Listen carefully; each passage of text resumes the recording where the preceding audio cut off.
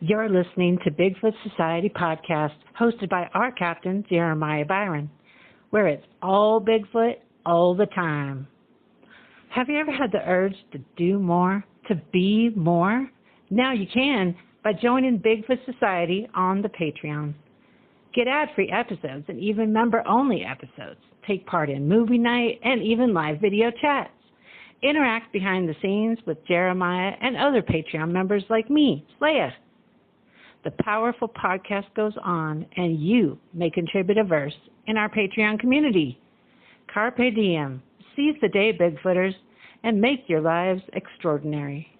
Welcome to Bigfoot Society. If you have Bigfoot activity to report from the same areas discussed in this episode, please reach out to me directly after this episode.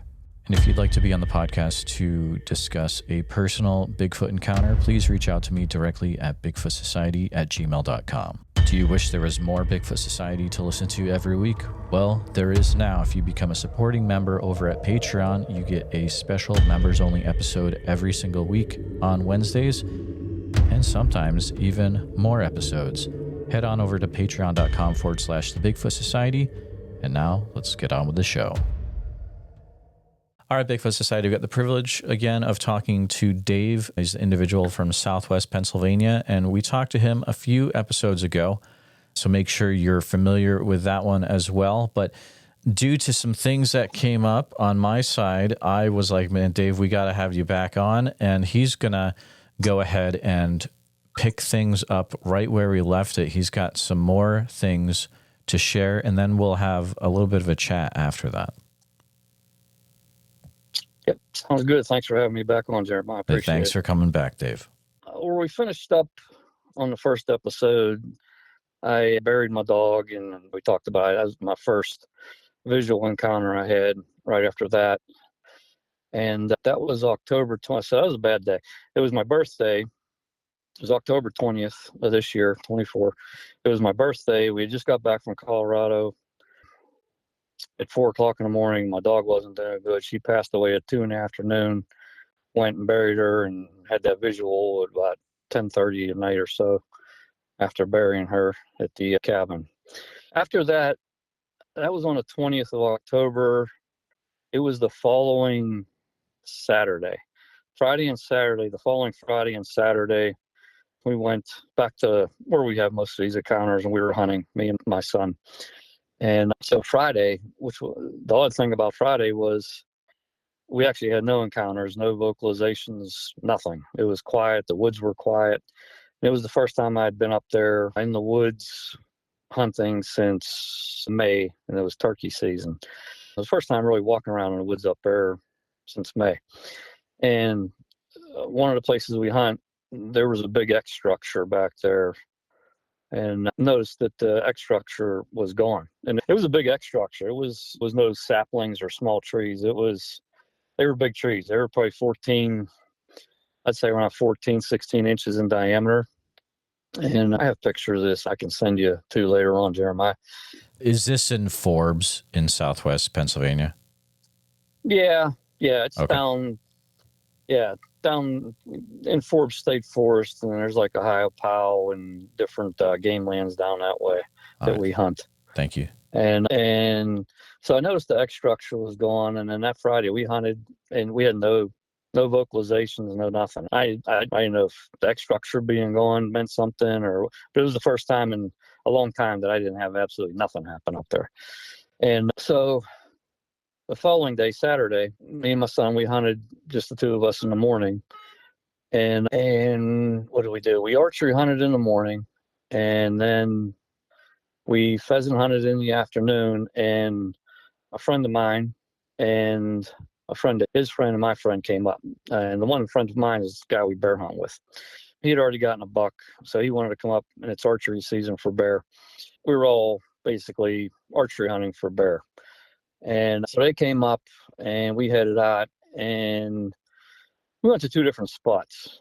My son and his friend went to where a lot of our encounters happened. And me and my friend were, I don't know, a mile and a half down the canyon, or drainage, I guess you could call it. And we were down there and it started getting dark. And my buddy, I dropped him off on the way in like little finger drainage. And I went in further, probably, I don't know, a quarter mile past them. And about dark, I started heading out, and I heard the fake owl hoots. And it was basically straight across from where I dropped my buddy off. And so I'm walking out, and I don't know, it hooted maybe a dozen times or so. And I got up closer to where he was on this gravel road, and he was coming down out of a tree stand, and I called him on a radio and asked him if he had heard the owl hoots. And he's, yeah. And I was like, those weren't owl hoots. You can just tell the difference. And I knew they were around. So he came out to the road. We were walking back to the truck. And so I texted my son, being like there was something going on. And they were, like I said, about a mile and a half up the drainage. And he texted me that they were on their way back to the truck because his buddy had to go leave early. He had a dinner he had to go to for an anniversary dinner. And my son also texted me that about the half hour before sundown, they were getting a lot of owl hoots near them where they were. So they left a little early. And like I said, me and my buddy were in his truck about a mile and a half from where my truck was parked and my son. And his buddy had his own car. So they came out of the woods, and his buddy jumped in his car and took off. And my son jumped into my truck and was just sitting in my truck waiting for us. And at this point, it's dark. And so we're walking back to my buddy's truck, and we're just about back. And I get a message on my Ford Pass that my battery in my truck is extremely low and it's going into power saver mode. I thought, that's strange. And so we get to my buddy's truck, and my son calls me. This is right after I get that message. And my son calls me, hyperventilating. I know he shook up. And he said that he just had a Sasquatch run right past, like, the passenger door of the truck and in front of the truck and across the road. And it was walking around in the woods. You can hear it walking around the woods right outside the driver's door. And I knew he was pretty shook up and on a verge of tears. And then he explained to me that once he heard the windows were cracked open. So he heard it coming through the woods. He heard the footfalls, and he heard it approaching the truck. Then he saw it go in front of the truck, past the hood, across the road, and he can hear it walk around in the woods on the other side of the gravel road. So he tried to start the truck and put the windows up, and the truck wouldn't start. It was clicking like a dead battery. So he couldn't put the windows up, and he couldn't start the truck. And so he called me back and told me that the truck won't start, the windows won't go up. He hears this thing walking around in the woods right next to him. And so we got up there as quick as we could. And between the time that we got there, another vehicle coming out from hunting had gone past. And once that vehicle went past, we were maybe, 30 seconds behind that one.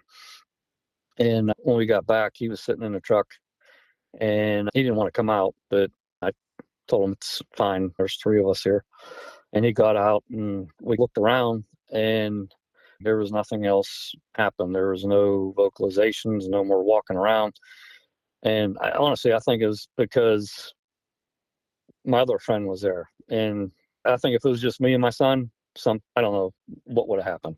But being my other buddy was there, and once we arrived there, that was it. And that was really, including the first episode, and that is pretty much all my encounters to date. And I did forget a few things in the first episode when I was giving my encounters. One, in Colorado, when I was talking about the Colorado experiences, I mentioned about before we had the night owls and haulers in the tent in the middle of the wilderness. While my son and his buddy was waiting for me to get back to the truck that night before that happened, he heard the Indian drums. And I forgot to mention that the following morning, I dropped them off in the same spot because they had seen elk in this dark timber and they were going in the same spot. But I went about a mile down the road further, and I wanted to get up into this basin. So I was about at least a mile down the road further.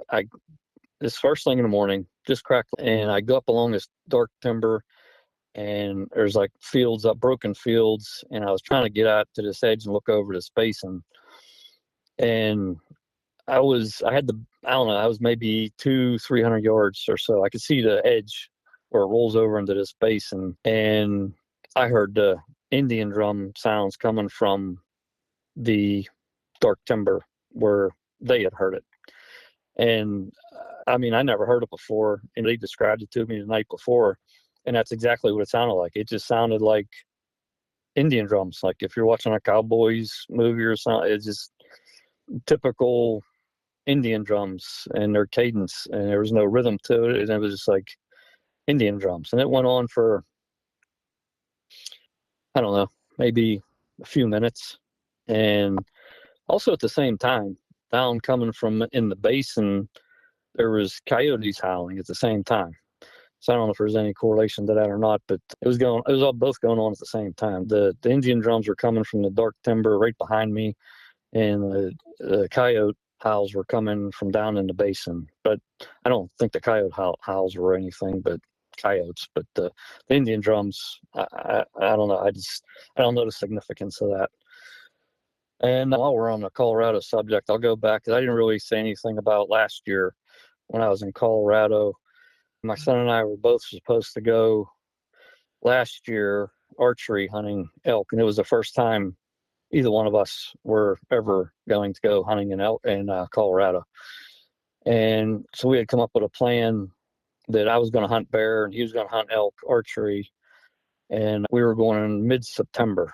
And I think it was September 15th or so of last year, 23. And so we had everything all planned out. And unfortunately, like 3 or 4 days before we were ready to leave, my son got an allergic reaction.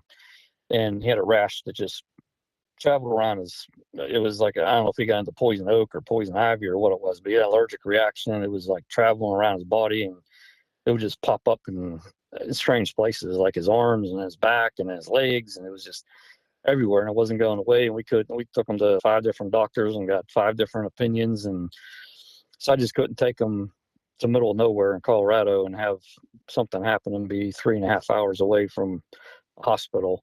I ended up going by myself last year, and I spent 10 days there archery hunting myself out in the middle of nowhere. And so when I went there last year, I had a bear tag for hunting, and my son had the elk tag. And naturally, I was there the first morning, and I saw a bull elk and a cow. So I go to town and that same morning and get a elk tag so I can hunt elk also, and bear. And so I hunted for, I think it was like 3 days, and I had no experiences until, and I kept bumping elk. I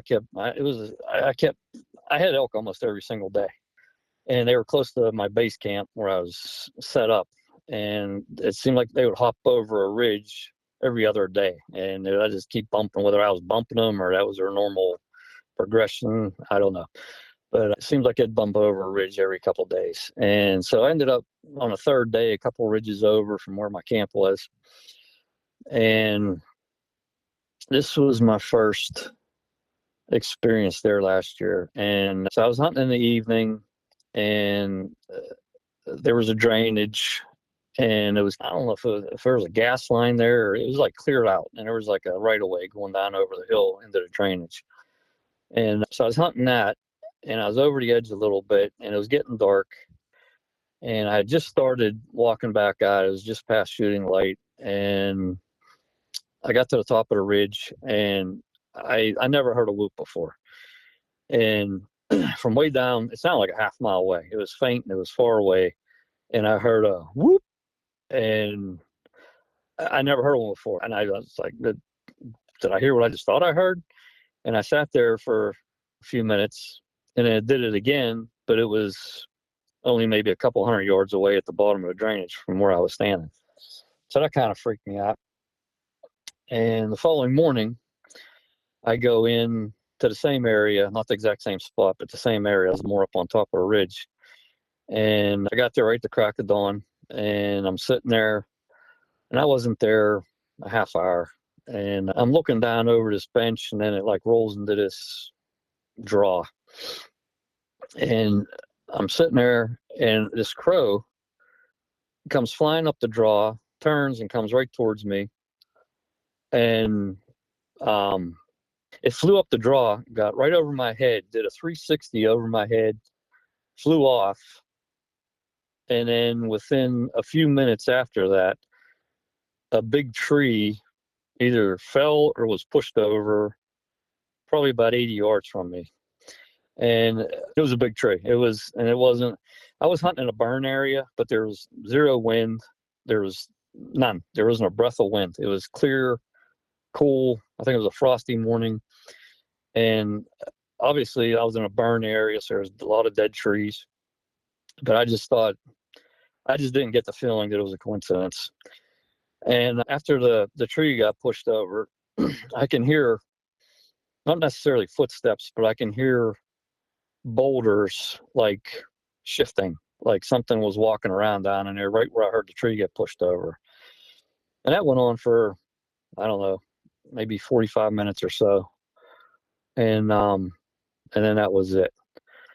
And there was a couple. So after that, then I think a few days later, back at camp, I had some whoops and hollers and owls, fake owl hoots, back behind camp a couple times, but they were just vocalizations down in the canyon. And that was it for last year.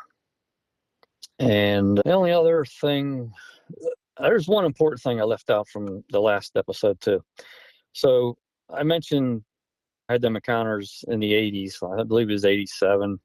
I had those three things happening in 87. Then there was a 33-year gap until Halloween night when my son and I had a Halloween night encounter with throwing rocks into the creek where the beaver had it backed up, and the bloody murder screams and all that. And so 2 weeks prior to that, I think we had our first encounter but didn't know it. And so it had been 2 weeks before the Halloween 2020 thing happened to us. And we were hunting the same area. And I'll just say this right up front, that I've hunted for 40 years, and I've heard owls for 40 years. And like, I hunt the suburbs over here. I was hunting this evening, and there's owls that, they start hooting at, just before dark or just after dark, and they're owls. And you can tell the difference between the fake owl hoots and the real owls. You just can. And the ones at home, like near the suburbs here where I hunt, they're owls. And I've been listening to the same ones, I swear to God, for 15 years in this one valley that we hunt. And I heard them tonight. I hear them every single night, that it's nice weather, nice clear sunset, and they always sound off. But they're owls, and they stay in one spot. They don't fly all over the woods and hoot all over the place and do hollers. They stay in one spot. They start sounding off, and then a lot of times there's another one, whether it's mate or whatever. And one will sound off to the left in the valley, another one will sound off to the right. It'll get dark, and they never move. They stay in their trees, and they do what they're doing. And the things that happen up the mountains with the fake owl hoots and the hollers, these things, they're not standing still. They move around all over the place. And the other thing I'll say is, throughout the 40 years of me hunting, twice I've been buzzed by owls while up in a tree stand, and both times, and this happens pretty often, whenever I'm in a tree stand and I have deer right under me or real close to me, I'll stay there until they leave. So I might stay there, whatever, an hour and a half after dark, so it's pitch black, and wait for them to move on, but so I don't spook them and give up my position, and they learn where I'm at. And so twice I've had, while staying in a tree late after dark like that, I've been buzzed by owls where they were owls, and I think that they probably thought I was a squirrel or something, and they come in from behind you, and they're totally silent. There's absolutely no noise whatsoever. So they glide in, and you don't even know they're on you until they're on you. and they veer off the last second where they saw my arm move or something. They thought I was some kind of a squirrel or something in a tree. I don't know. But I've been buzzed by owls twice, and those were owls. And so this other encounter that I'm talking about, that was 2 weeks before the Halloween, go in, and it's about a mile. Everywhere we go, it seems like it's a mile walk in.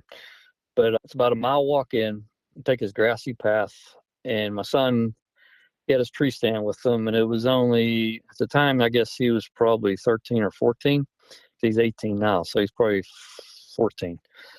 And I think it was only his 3rd time going up in a climber tree stand. We get up in there, and we're on this oak ridge, and I'm helping him. I want to make sure he's tied off good, safety, and got a safety harness on, and put the tree stand together right and everything. So I'm helping him put everything together, and we're putting a tree stand together, and I see out of the corner of my eye, there's a guy, a hunter, all in camo, and got a tree stand on his back, and he's walking straight towards us. And he's coming right towards us. I figured when he got to us, would say hi and how you doing. And he was heading in the direction I was going to go. There's a oak bench down over this office ridge, and the trajectory he was taking, he was going exactly where I was going to go. So I wanted to just talk to him and say, hey, where you going, so I don't bump into you once I leave my son here. And Jeremiah, he came straight towards us, and he was within 10, 15 yards of us. And I kept looking at him to make eye contact, to say hi and talk to him. And he never looked at us. He just, the first time in my life I ever was anywhere near that close to somebody in the woods. And it was like he almost like he was a mannequin. He walked past us and didn't acknowledge us, didn't look at us, just whoop, right past. And that was really strange. Who knows? Everybody's different. Maybe that's, like talking to people in the woods. So he went past us, and then he went down over the hill exactly where I was going to go after I left my son, once I got him up in the tree. And so we get Mark up in the tree, get him all tied off and everything. I wasn't sure where that guy went, so and plus I didn't want to go too far with my son. It was, like I said, it was only 3rd or 4th time maybe up in a climber tree stand. And so I just rolled down over the hill a little bit. I was only maybe 200 yards from Mark. And I didn't want to go mess this guy up, because I figured he's down on that oak bench down there, and I didn't know where. So I just went in between my son and that lower bench. And until then it got dark. And I came back up to help my son down out of the tree, and he lowered his bow down. We got and he's being careful. So it was pretty dark when we were getting the tree stand down. He comes down out of the tree. We start taking the tree stand apart and putting it together. And we get it all together, and we're just about ready to throw the tree stand on his back and start hiking out. And we got that bloody murder scream, but it was right in front of us. And I'm talking maybe 30 yards, and it was elevated. It wasn't on the forest floor. It was elevated. And it was like if a T-Rex just bent over and screamed in your face. It was paralyzing. And like I said, this is before the Halloween stuff. This is what I believe was our first encounter, and we just didn't know it.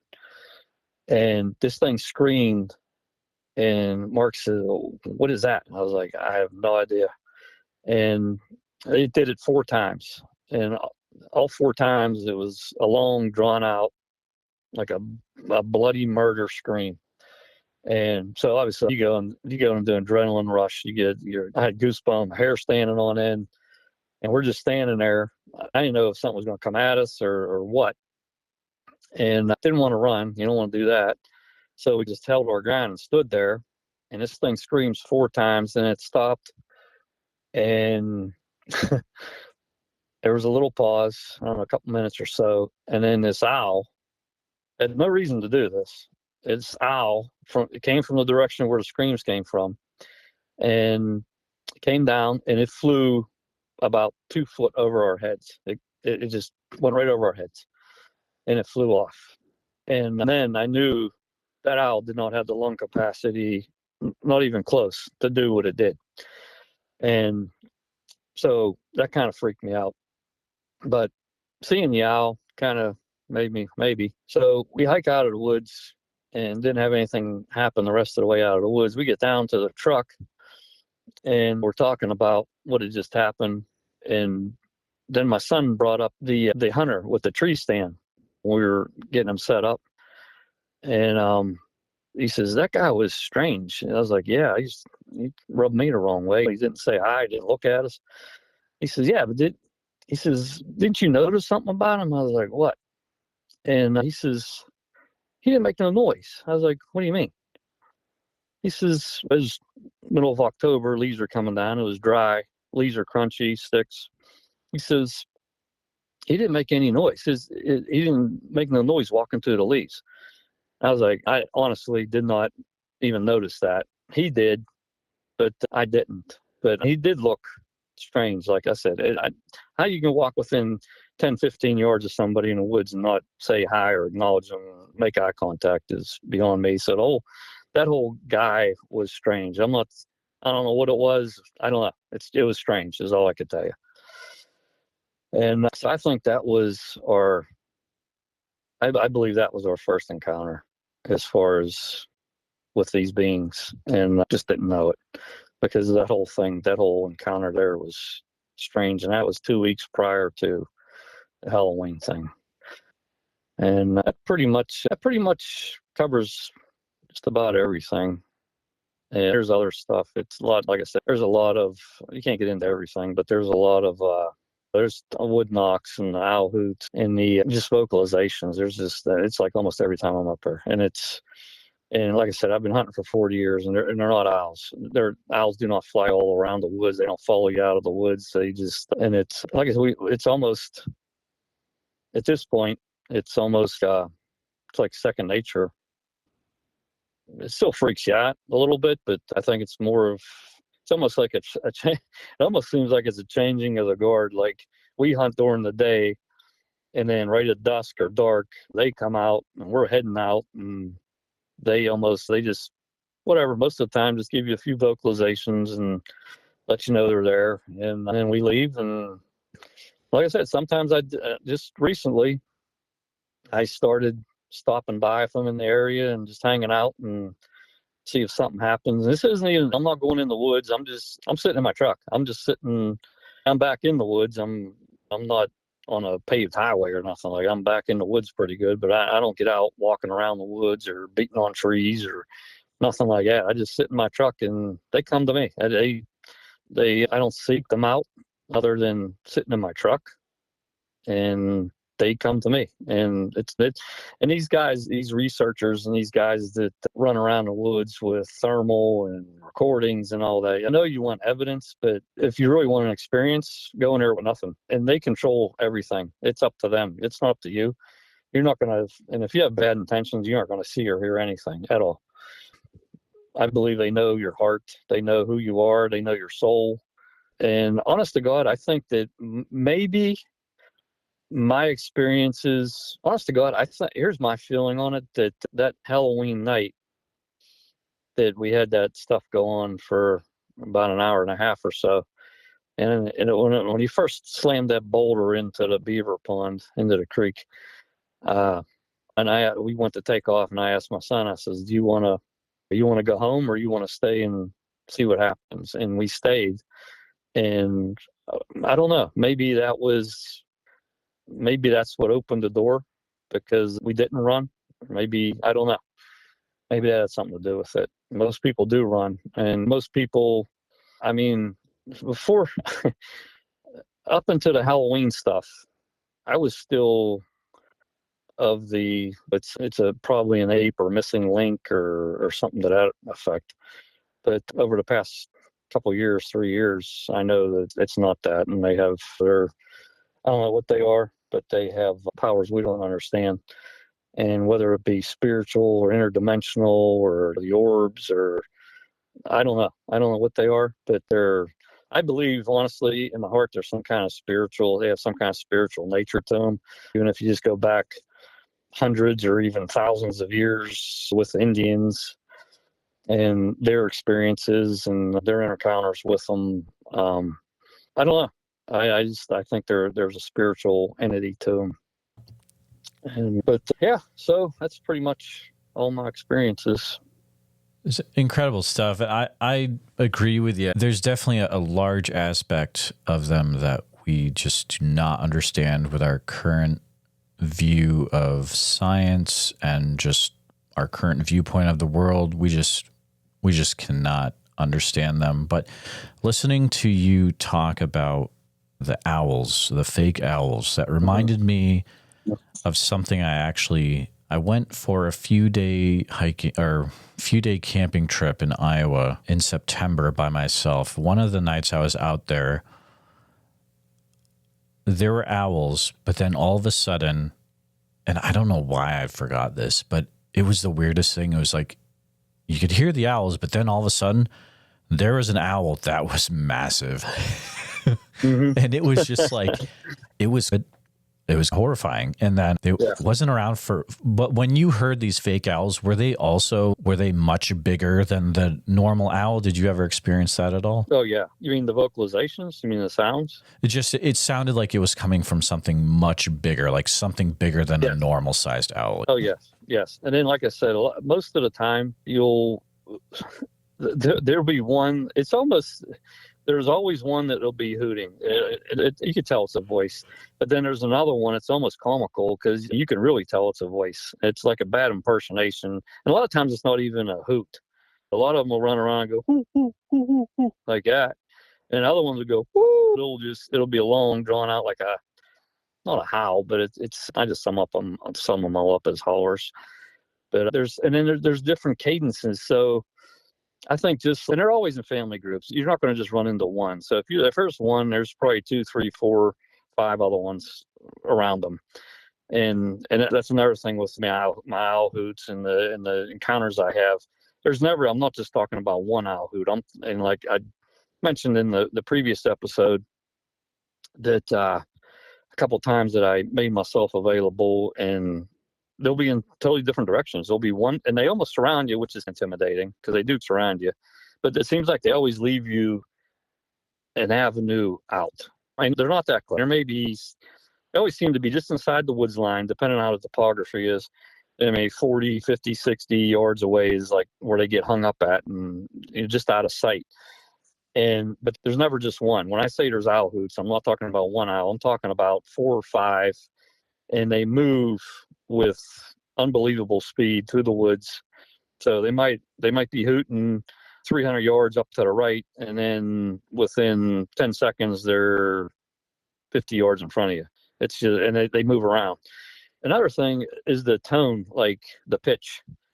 I would say there's obviously, I guess, like a bigger human has a deeper voice than a young child or a kid or a teenager, and you can pick that up in their vocalizations too, where there's different tones to their voice, where some will have deeper pitches or tones and other ones will have a higher pitch. Like I would assume they would be like younger ones. And when I talked about it, like I'll just throw this in there too, because in the first episode we talked about how I made myself available, and they were coming in close right before I went to Colorado, and they were hooting all around me. They were in close, and I really made up my mind that I wanted to see one in the flesh and blood, face to face. And then that one screamed. The one screamed down to the left of me. And then it was about 150 yards away or so. And then it screamed again 10 seconds later. It was like 50 yards from me. And that freaked me out. And then it got dead quiet. There was no more hooting. That one scream. And then when it screamed, it was like a really high pitched, almost like a child's voice scream. And so that freaked me out. And then all the hooting stopped. So like everything stopped. And I almost got the feeling, people talk about mind speak. And I'm going to be honest with you. I don't know if I get it or if I don't. And actually, I called and I talked to Chuck from Arizona about this. And he said that I probably am getting it, but just don't realize and don't know what it is. But like when that little one screamed that night and everything got quiet after that and all the vocalizations were done, I got the feeling like it was a really young one and all its siblings were around me and they were doing the hooting, and the little one screamed purposely to scare me, just to maybe show his siblings, look what I can do. I can scare them. And I don't know. Was it mind speak? I don't know. That's the feeling I got. And then it got quiet after that. And then, so the visual I had after burying my dog at the cabin, and mind you, when I heard the mumbling a few weeks before that when I dug the hole, and the visual I had when I was stuffing the tarp underneath the cabin, I turned around and looked, and like I said, it wasn't very big. It was a juvenile, I would say, and it didn't look much bigger than me. Maybe it was 6 foot tall, and the feeling I got out of that was that maybe it was that young one that screamed at me a few weeks prior. And maybe that was, who knows? That's the feeling I got. That's why I saw that one. Maybe the family group or the parents made him come in and, I don't know, maybe almost apologetic or something. I don't know. That's the feeling I got. But whether that's mind speak, whether that's just my own brain, my own thoughts in my head, I don't know. I don't know. But I know the mind speak thing's real. And my son seems to be getting some of that too. Oh yeah, I forgot to mention that. So before we got to, I hate to jump around like this, but whenever my son had the visual just last week or so, our last encounter, when the Sasquatch, he heard the footfalls coming, and he ran in front of the truck before we got there, and the truck wouldn't start. So we had talked to Chuck the previous night, Friday, and my this encounter was on Saturday the next day. And Chuck was talking about the mind speak and trying to explain it to us. And so my son, when the truck wouldn't start, he said to himself, "What's wrong with this thing? Why won't it start?" And he said he got a message in his head that we did that, meaning it was them that zapped the truck or disabled the truck or whatever. And so when he got that message in his head, he said, "How many of you are here?" And he got the number 4. So, and then we showed up right after that. So, I don't know. That's what he told me. I never got nothing quite that clear, I don't think. But then I've had dreams, and I don't know if they're dreams, mind speak. I don't know. But I know that all this stuff sounds crazy. And 4 years ago, I was with you. I think everybody has their own path. And I have to see it to believe it and experience it to believe it kind of guy. And 4 or 5 years ago, I knew of Bigfoot, and I had my experiences in the 80s. But all this stuff I'm talking about now, I would have said you're a fruitcake. But I have experienced all these things firsthand, and I know for a fact the whole thing. You can't have footprints just appear and disappear, and have sounds made and then not made, and things turn and disappear. And everybody has their own path, their own level of experiences. And if you just have a one-off road crossing, that's where I was for the longest time. Hey, I saw one, they're real. They got to be a missing link or a Gigantopithecus or some kind of physical creature, elusive creature that eludes everybody in the woods.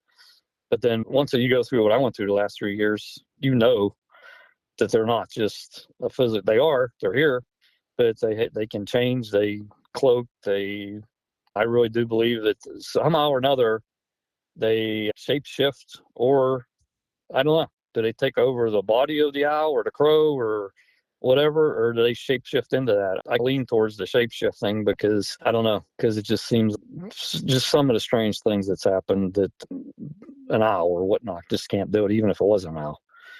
But yeah, so that's where I'm at with that. But I don't know how you feel, like what you feel they are, or what, if you feel they're spiritual or like alien or what. So personally, I think it is some kind of physical creature that can do a lot of weird stuff and has a lot of weird connections to things in the world that we cannot see. And like different dimensions? I really don't know. I'll tell you this. The more that I get out there in the field and then I come back, my view of things is starting to change a little bit. And it has to do with a question I was going to ask you that you've already answered yourself. But when you have your experiences out in the woods, are you leaving them out there, or do things follow you home at times? As far as like spirits, like I said, like this all started where we hunt. Mm-hmm. Now they haven't followed me to my home near Pittsburgh. But they did. Now they're back. Now they're around the cabin. They're not just where we hunt. So now they're around the cabin. And then like I mentioned in the first episode, there's a spot we hunt in after Christmas and flintlock season where the deer all yard up, and that's where we had that encounter in January, and so they've been there, and then obviously Colorado, and then I didn't even get into the Vermont. I'll tell you about the Vermont one real quick. So I travel around and deliver motorsports around the country, and I had 2 things in Vermont 2 years ago. I think might have been the first time I was going through there. And I was cutting through the middle of Vermont to the Green Mountains, and I was working my way to New Hampshire to pick up something at an auction. So I was on a 2-lane road going through the mountains up near the ski resorts, and you come down the other side through the Green Mountains. And I was looking for a place to pull over because it was I don't know if it was end of March, beginning of April, but there was a lot of snow that year in the Northeast. And it was a warm day. It was like 60 degrees, but there was still, like on the north-facing slopes and in the valleys, there was still a couple feet of snow on the ground. And so I'm on this 2-lane road, and I wanted to pull over at a pull-off somewhere and take a picture. And there happened to be, there was this beautiful, all the snow runoff, and there was this blue-green water running down the side of the road for the most part, and there was snow there. So there was a pull-off. So I pulled off, and I was going to go down by the creek and take some pictures of the green water coming down through the snow in the valley. And I go over the hill, and I go down and into the creek, and it was melted up on top near where I pulled over. And the hillside when I went down over, but down by the creek, there was they were melted out, and they were obviously a lot more bigger than what they were when they were made in the powder or the snow. But there was these giant footprints going into the creek, and they didn't cross the creek. They went into the creek, and then that was it. They didn't come back out of the creek. They went into the creek, and then they disappeared. It wasn't like somebody walked across the creek. I took pictures of it, and then so there was 3 good footprints left in the snow, and then the first one on the left. And these prints were made probably when there was 2 foot of powder, I would guess. And so the left foot, it landed on a good sized log, and it destroyed the log. It splintered it and broke it in 2. And you could see, I can send you pictures of this. And there's where the footprint come down, broke the log, and almost went through the log. And then it stepped over the log. And there's 3 good footprints there. And I even put the footprint next to the prints just to show the size difference. And like I said, I know they're melted out. I know they're bigger than what they were, but they were big footprints to begin with, believe me. And so that was the first encounter. And then I think might have been spring of this year. I think it was it might have been in March of this year. I was in lower Vermont. So it was the bottom end of the Green Mountains. And I was on the New York border. I pulled over. It was late at night. It was about 1 o'clock in the morning, and I was starting to get tired. So there was a little turn off. I was on 2-lane road. I think it was Highway 7. And I pulled off on a turn off right before I crossed into New York. And I could see the sign, "Welcome to New York," in front of me. So I pulled off there, and I was going to sleep there for the night on the side of the road. And so, like I said, it was about 1 o'clock in the morning, and I jumped in the back of the truck and went to sleep. And I got up at 3:30 in the morning, and I had to take a leak. So I get out of the truck, and I walk to the other side of the truck.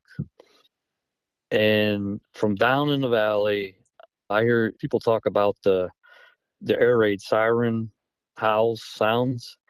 And I'm standing there at 3:30 in the morning and down in the valley. It was almost like a mournful howl. And it was four long, drawn out, just like I say, just like an air raid siren. It started out at a higher pitch and got into a deeper pitch and just sounded just like an air raid siren. And it did that 4 times, and that kind of freaked me out. But yeah, and that's what happened to me in Vermont also.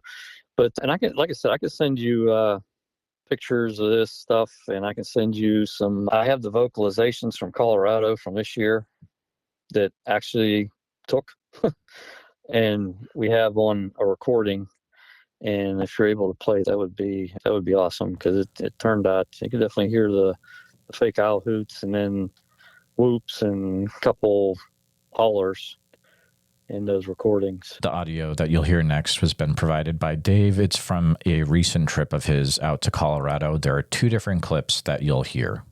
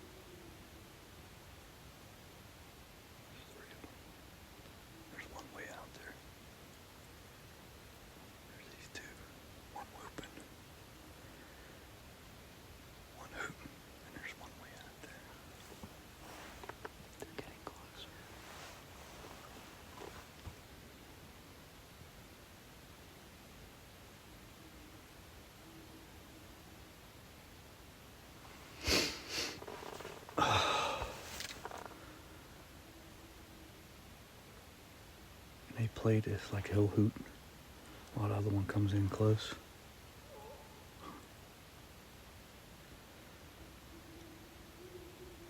Oh my God. You turn the phones on, they go away.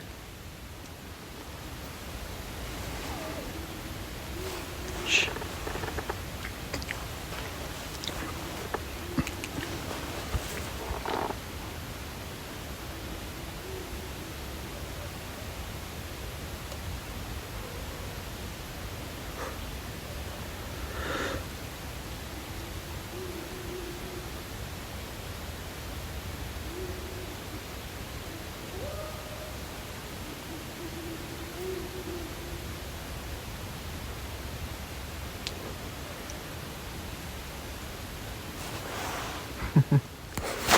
Yeah, that would be fantastic, because we were talking about that before we started recording. Is that you actually got those recorded, which is awesome. So I would love to hear that for sure and put them in the episode. Yeah, and we talked about this before too. It was the time before the little one screamed at me, when I was sitting up there and they were coming in close, and I stopped the time before that. It was maybe 2 weeks prior to that, and I had the vocalizations and stuff going on, and it was going on for about an hour or so, and they were coming in, leaving, and so they came in pretty close, and I tried to take a recording of them with my phone, and so they were in pretty close. I was on one side of my truck. I was walking around the other side of the truck, so I started recording, and I did this on a voice recording, and you can hear me walking in the gravel, and then I stopped, and I actually recorded about maybe 45 seconds of them, the fake owl hoots and a couple hollers, and then it got quiet for a minute, and then I did my woo, and they didn't really respond, and then that was it. And so I listened to it because I don't know how it happens, but these electronics have a funny way of either not recording or not showing up or whatever. So I listened to it immediately, and it was all on there. And it was the first time I ever recorded anything and actually got something. And so I listened to it like 3 or 4 times when I was up right after I recorded it while I was still there. And the whole thing was there. You can hear the hoots, you can hear a couple of hollers, and you can hear it start side. You can hear me walking in the gravel, you can hear the hoots and the hollers, and then you can hear me do my call, and then nothing after that. I went home, and when I got home and I played it, there's about the whole 45 seconds of them hooting and hollering was gone. So I still have the recording. You can hear me walking through the gravel, and it immediately goes from, as soon as I stop walking in the gravel, it goes to me going, woo. And that whole 45 seconds or so of them hooting and hollering is gone. It's just, it's gone. It's gone off the recording. How, why? I don't know. I have no idea. But it's gone, is all I can tell you. And it was there. Is it like it was split and that part was deleted out, or just? Yeah. Yeah. Yep. Wow. It's because, like I said, it was all one recording. And then you can hear me walking in the gravel, and then it immediately goes to me doing, and the whole part of them doing their owls, hoots, and hollers is gone. It was only, I'd say it was a little less than a minute, but that whole, it's gone. It's deleted, that whole section. Yeah, when I first started this podcast, I used to kind of scoff at stuff like that. But now, dude, like, I've experienced so many things where it's like drop phone calls, weird things happening in the phone calls, yep. My internet going out completely just happened. Yeah. And it's not out of the question, dude, for sure. Yeah. And I think I'm not saying that's even the Sasquatch thing or paranormal stuff going on. It could be Big Brother. Who knows? I don't know. Oh, exactly. Yeah. Controlling some of it. I don't know. But all I could tell you is it was there, and, you know, it takes me about an hour and a half to get home, and it was gone when I got home. Oh, that's wild. But that's what amazes me, is the Colorado stuff is still there. And it's, you know, that's another thing. It seems like in Colorado, they're different. So I never heard whoops in Pennsylvania, ever. Just, they do their owl hoots and they do their imitation of me and whistles.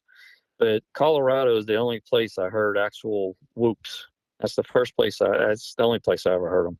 So I think that's another thing where maybe different parts of the country, they do little different vocalizations or have their own thing they do in different areas. I don't know.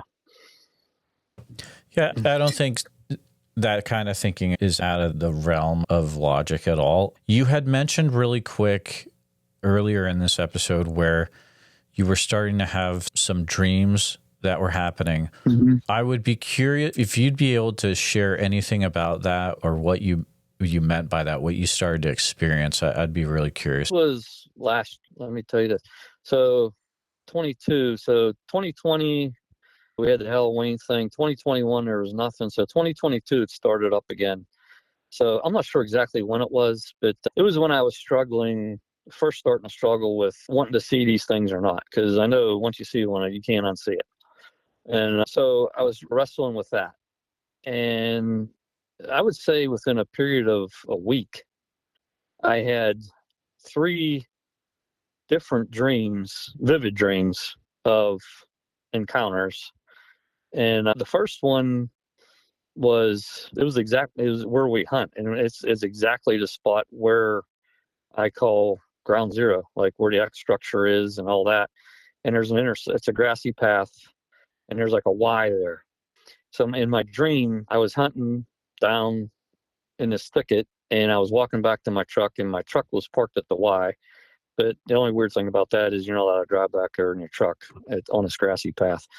But my truck was parked at the Y in this grassy path, and I'm walking back to my truck, and in my dream, maybe 50 yards from my truck, and I just had this uncontrolled, the feeling that you're being watched, something's right behind you.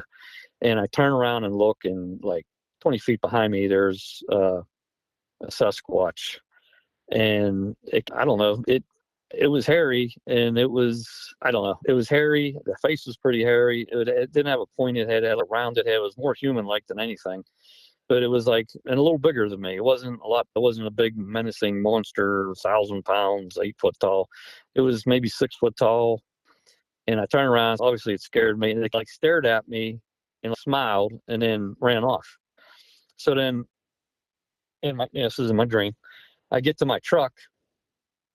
And as I approach my truck, I'm approaching the passenger side of the truck. And then I go around to the driver's side of the truck, and there's one on the other side of my truck that jumps up and looks at me and smiles and runs into the woods. So that was my first dream, and that one kind of freaked me out, because that's the one I wasn't sure if it was a dream or it was mind speak trying to maybe show me what you guys look like. Yeah, I didn't know. But I wrote it off as a dream because I was wrestling with what do they look like. And then the other two were same area. It was in the woods and just getting that feeling that you're being watched and the quiet and no birds and no crickets and no cicadas, just dead silence. And knowing that they're there, and I turned and I looked, and there was one standing next to a tree, and it just, how they said you do the peekaboo or peek behind trees or whatever, and it just went behind a tree and peeked back out and went back behind a tree. But this was a big one, and those were my last two dreams. But like I said, I don't know, were they mind speak? Were they dreams? I think they were dreams, but because like I said, I was struggling with seeing one, whether I wanted to see one or not. But I don't know. I think they were dreams, but I don't know. I don't know how you know if you have mind speak unless you're actually, I don't know. I struggle with it because I don't know if I'm getting it or not, unless it's a direct, almost basically a direct question and you get a direct answer or something physical happens. I don't know. But yeah, that's definitely an interesting thing. Both of your dreams were before you had that visual. Oh yeah. Okay. Yeah. The visual. These dreams were probably 2 years ago. Okay. My visual was just a couple of weeks ago. Oh, that's wild. Just a few weeks ago. Yeah. Yeah, exactly. Going back to that visual. That was amazing. The gold eyes, they were just so huge. I can't explain how it was like when you see the full moon coming up over the horizon and you're like, wow, is that big? That's how big these eyes were. And they sparkled like gold metal flake, like polished gold metal flake, like they were made out of gold metal flake. I don't know how else to describe it. And it was amazing. They were just, and then it was the feeling on top of that you get an adrenaline rush, obviously, but just the feeling was. How far apart were the two eyes, would you say? I don't know, maybe 4 or 5 inches, maybe 4 to 5 inches. I'm trying to remember, I just listened to this too. You could actually see the hair as well, right? Yes, I could see the outline. I could see the outline of the body, the head. Just it appeared very hairy. There was no muscular. It was hairy. So it was hairy. I mean, it was like I don't know how to describe this, but I don't know. So you familiar with Scott Carpenter? Yep.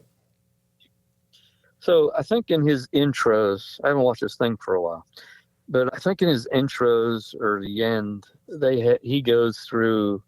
He wore that back camera and he has these videos of the beings peeking in the laurel and whatnot and all that. Right. So there's one, I think it was a white one. It had big eyes and it was white.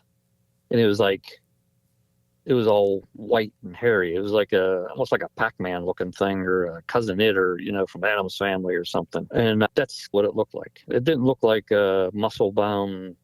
It was very hairy. It looked like a very hairy, like the hair went right down to the shoulders into the body it was all, and like I said, it was more outline than anything. I couldn't tell you what color the hair was, but like I said, when I clicked the light, a higher beam, it wasn't just the head, the whole body turned. Everything turned at once. The whole thing turned sideways, and it went behind that red oak tree, and it was gone. But like I said, and it was right where the hill rolls over behind the cabin. So I'm thinking I was seeing it from like the waist up or maybe thighs up. And it appeared to be maybe 6 foot tallish, I would say, maybe. But it wasn't 4 foot wide, 1,000 pounds, nothing like that. It was like almost my size. Was there any smell in the air at that time? No, the only time I ever smelled anything was in the 80s when we were playing basketball, and that one come down through the pine trees and was watching us while we were playing basketball. And I smelled it then, and then later that year when we were riding quads, we smelled the same smell. That's the only 2 times I ever smelled that. And which, when the thing happened on Halloween, I didn't know, and I thought maybe they smelled all the time, and I thought that was weird that we had that hour and a half encounter or so and didn't smell anything. But I haven't smelled anything since then, since the 80s. It's, nothing. So I don't know. Obviously, I don't know. Maybe it's something they control, like a skunk. I don't know. But I definitely smelled it in the 80s. It was horrible. But nothing since then at all. Going back to Forbes State Forest for have you heard of other people also having encounters in that same area that you haven't brought up yet? Yeah. If I'll be honest with you, like my one buddy that I hunt with, his family had a place up there in the 70s or whatnot. And there were stories from back in the 70s that encounters, whatever, sightings and what they were. But he told me that there was, back in the 70s, people would hear things or claim to see them or whatnot. But it's been, I'd say it's been a hot spot. And I even went on, I don't know what I was on. It was recently, and something popped up with encounters in Pennsylvania. And there was a couple markers close to where, actually, there was one marker where I parked. There was a marker right there, exactly where I parked. And I think it was from, I don't know, maybe, I think it was in the 2000s from that marker. But it was exactly, the pin was exactly where I parked and have a lot of my encounters, just sitting in my truck. And it's back off the road. It's back in the woods. What was your reaction when you saw that pin on that map? I was amazed because, like I said, I think it was from 2000. It was from 2007, 8, 9, somewhere. I can't remember the exact date. But like I said, the pin was exactly, because how I talked about that grassy path. The pin was right where that grassy path goes off the gravel road, and where I sit a lot of times. So, yeah, I'm sure that's another. Oh, so here's another thing I know my son's been up there and had encounters, and he's like in some of the spots, it's close to a lake or somewhat close, anyways. And like when you hear the vocalizations, like he said, you'd think that if there's people fishing at night on the lake or near the lake, that they would hear them. And then you hear encounters where certain people, they might hear something and somebody that's with them doesn't hear anything. Or maybe they're 100 yards apart and one heard a wood knock coming from the direction where their buddy was, but their buddy didn't hear nothing and they should have been closer to the wood knock. So it's a belief that these things operate off of some kind of energy, and they're like a vibration and frequency. So, and I never really paid that much mind. But then if you think about it, I just recently thought about this, and I don't know how radio works. I'm not an electrician. I don't know any TVs, radio, how you get a voice in a studio to go through an antenna and through the air and then down another antenna in my radio, and we talk. I don't get it, but I know they works, and there's different frequencies. And then it struck me that, how some people hear things and people alongside or near don't hear something. And if it is, they do operate on a different frequency. I mean, like me and you can be in the same house and I could be listening to 102.5 on the radio and listening to Leonard Skinner, and you can be in another room listening to 104.7 and listening to a country song. And we're in the same house, but we're listening to two different frequencies and two different stations and hearing two different things. You know what I mean? Oh, yeah. No, I totally get it. I don't think that's outside the realm of possibility either. I think there's some really weird frequency stuff going on. I've been in situations where people in the group have heard stuff live. No one else heard it, including myself, but it was picked up on the recorder. There's just weird stuff, man. I honestly don't know. It's one of those things where I hope we get the answer to it someday. Yeah, I don't know. I don't know if that'll ever happen. I know the government knows about these things, and who knows, how in depth that gets. But I don't know. I don't know. I think it's I mean, just everything that's coming out, like your podcast, all the different podcasters. There's 10. It's well over. It's got to be in the hundreds of thousands of people by now, I would think, with these different experiences, and then a portion of them's hoaxes. And I'm not out here. I'm not looking to make no money. I'm not. I'm just sharing my experiences. I got nothing to gain from none of this. As a matter of fact, you probably got more to lose than you got to gain, because people are going to think you're nuts. I'm just sharing my experiences like everybody else is doing, and I don't know. And like a lot of people say, you need a. There's no. It doesn't matter. It doesn't matter what video you have, what audio recording you have. They'll always say, "Oh, that was your buddy running through the woods, making them howls and them hoots," and there'll always be people to debunk everything, no matter what video, what footage you have, and it doesn't matter. And then these people say all this technology and all the video cameras and all the trail cameras, where's all the pictures? And it doesn't matter, because if you do get a picture, they're gonna say it's not real anyways. And all these trail cameras, they're all over the place. Everybody hunts and everybody sticks them over. But number one, they manipulate the electronics, and number two, they work off infrared, and anything electronic puts out whatever, a magnetic field, a pulse, or whatever. They know it's there. If they want to avoid it, they're going to avoid it. So it's just, I don't know. Honest to God, I think it would be up to them. And I think maybe that this is their thing of maybe slowly introducing this stuff to the public, because obviously with the internet and all the things going on today, it's all out there, and it's a lot more mainstream and available to view, and it's more popular. And so maybe this is their way, having more experiences with people, and people sharing their experiences and just getting it all out there. I don't know, but it just seems like there's more experiences happening, but I don't know. That's my feelings on it.